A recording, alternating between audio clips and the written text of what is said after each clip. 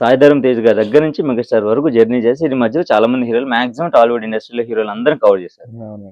And ఒకప్పుడు మనకి single card choreographer చాలా తక్కువ ఉండేవారు. ఎగ్జాక్ట్‌లీ. రైట్? అది మళ్ళీ మీకు సాధ్యమైంది మాస్టర్. అవునండి.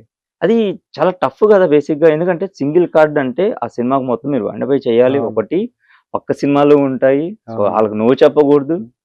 కొన్ని సార్లు డే నైట్ చేయాల్సిన సందర్భాలు కూడా ఉంటాయి. అవునండి. ఎందుకంటే నైట్ సాంగ్స్ చేయాలి. So correct. డే సాంగ్ చేయాలి. సో అటొకటి చేస్తూ మళ్ళీ నైట్ సాంగ్ చేయాలి. Plus composition. అవునండి. మొత్తం ప్రాపర్టీస్, మేనేజ్‌మెంట్, కలరింగ్ మొత్తం అంతే. అవును. ఒక సిట్యుయేషన్‌లో సో డైరెక్టర్ కంటే పీక్స్‌లో అవును. అంటే 2, 3 డేసే కావచ్చు. అవును. బట్ కొరియోగ్రాఫర్‌కి చాలా పెయిన్ ఉంటుంది. అవునండి. మీరు చెప్పిన ప్రతి క్వెషన్‌లో హ్మ్. నాకు మంచిగా అనిపించింది ఏంటంటే, సింగిల్ కార్డ్ సాంగ్స్ అని అప్పుడు లాంగ్ బ్యాక్ జరిగేది. కమ్ బ్యాక్ వచ్చేవి. అవును. నేను సంక్రాంతికి వస్తున్నాము కొన్ని సినిమాలు చేశాను. హ్మ్. సింగిల్ కార్డ్ చేయడం అనేది నాకు నిజంగా ఈ క్రెడిట్ అంతా నేను డైరెక్టర్స్‌కే ఇస్తాను. హ్మ్. అంటే ఈ మధ్య అంటే ఒక్కరికే కాకుండా నంబర్ ఆఫ్ ఆప్షన్స్ ఎక్కువున్నాయి. హ్మ్. ముందంటే ఫోన్‌లు లేవు. అవును. ఇంకొక మాస్టర్ మన పక్కన ఉన్నాడంటే ఈ మాస్టర్‌తోనే కంటిన్యూ అయిపోవాలనేది అప్పట్లో అప్పుడు ఉండేది. అవును. అంటే ఇంకో మాస్టర్ టాలెంట్ తెలీదు గదా! ఎలా తెలుస్తది? ఇంక ఫోన్ లేదు, సోషల్ మీడియా లేదు. కాబట్టి అంత నమ్మడం అనేది అప్పట్లో జరిగేది గాదు. హ్మ్. అంటే వెరీ వెల్ ఎస్టాబ్లిష్డ్ ఎవరుంటే వాళ్ళతో ఎళ్ళిపోయేవారు. అవును. ఇప్పుడు ఇంత ప్లాట్‌ఫార్మ్స్ ఉన్నాయి.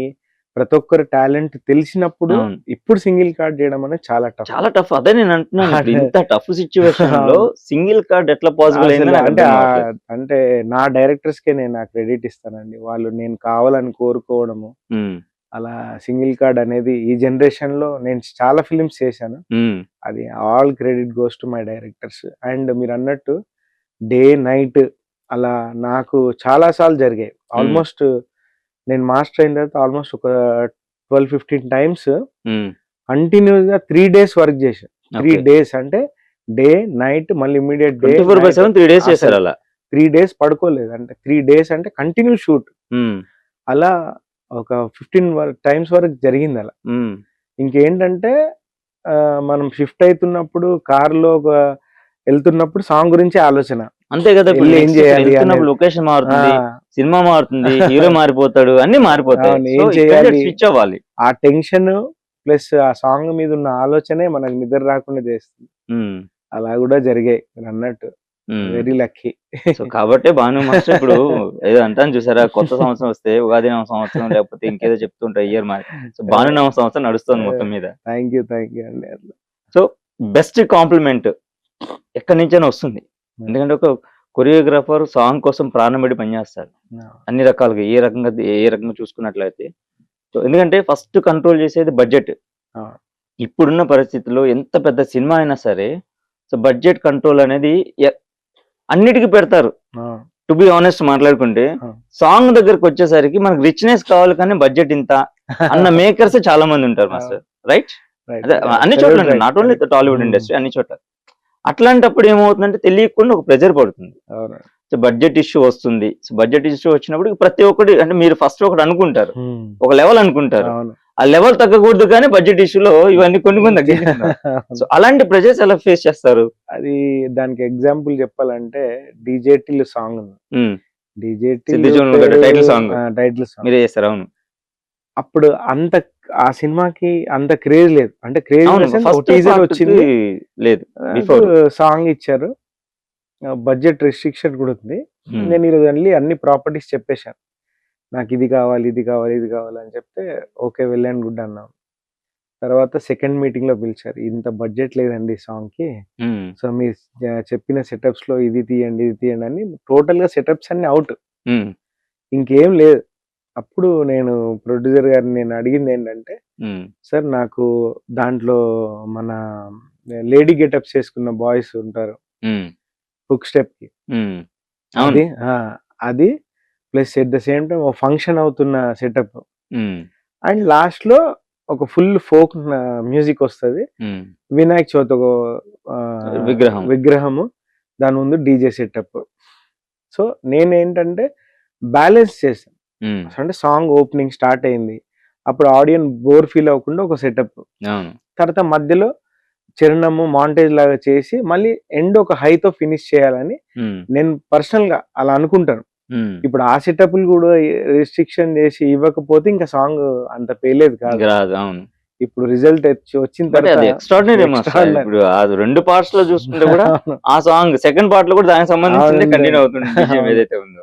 సో బడ్జెట్ రిస్ట్రిక్షన్ అనేది ఖచ్చితంగా ఉంటది, ఉమ్, ఉండాలి కూడా. ఎందుకంటే ఓవర్ బడ్జెట్ చేయలేం కాబట్టి ఉమ్, డెఫినెట్ గా అన్ని దృష్టిలో పెట్టుకొనే చేయాలి కొరియోగ్రాఫర్ అంటే.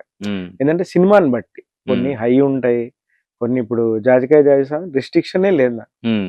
సార్ నాకు నాకు తెలిసి అసలు బోయపాటి గారి రిస్ట్రిక్షన్ ఉండదు అనుకుంటా. అసలు నాకు 600 మంది కావాలి డాన్సర్స్ అంటే 600 మంది. సార్ నాకు బోల్ట్ కెమెరా కావాలంటే ఈ పలానా షాట్ కి ఒక రోజంతా 2 days బోల్ట్ కెమెరా వాడాం.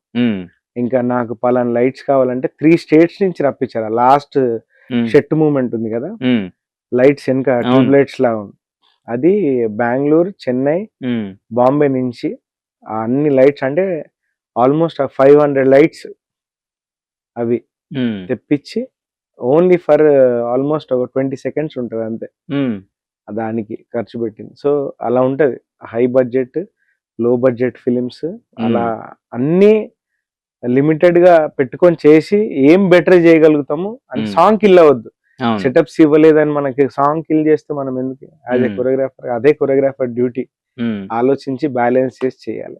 నిజంగా ఇప్పుడు శంకర్ గారి సినిమాలలో ఇట్లా కొన్ని కొన్ని చూస్తే మీరన్నట్టు 600 మంది, 1000 మంది, చాలా మంది క్రౌడ్ తోటి సాంగ్ కంపోజ్ చేస్తుంటారు మాస్టర్.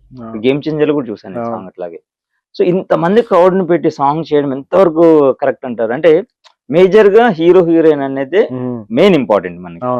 సో బ్యాక్గ్రౌండ్ లో ఇంతమంది జూనియర్ ఆర్టిస్టులను పెట్టి మళ్ళీ కాస్ట్యూమ్స్, దానికి తగ్గ సెటప్ అండ్ వాళ్ళందరినీ కవర్ చేయాలి.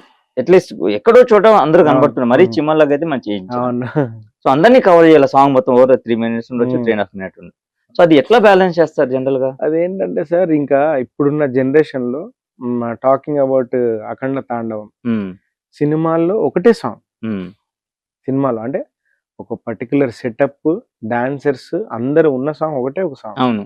దానికి ప్రొడక్షన్ వాల్యూస్ అంటారా, సినిమా ఈ రేంజ్ లో ఉండబోతుందన్న సెన్స్ లో మీరు ఆ డైరెక్టర్ స్థాయి, ఆయన రేంజ్ ఏంటి? బోయపాటి గారు అంటే ఒక హ్యూజ్ వైడ్ లెన్స్,